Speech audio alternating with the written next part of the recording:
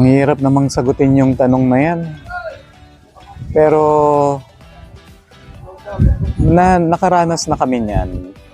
Nakaranas na kami na sinubukan namin, nagbigay kami ng 100,000 pesos sa isang grupo ng mga Pilipino.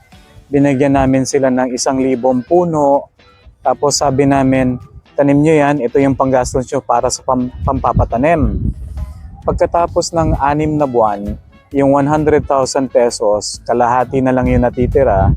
And yung 1,000 puno, ang tinanim lang nila, 20 pieces. 20 seedlings lang ang tinanim nila.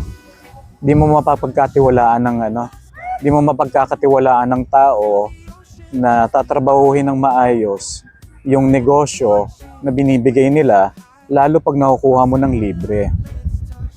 Yung mga tao na gumastos, pinaghirapan yung bagay para makuha nila, makakasiguro kami na talagang pinaghihirapan din nila para maging successful yung negosyo nila.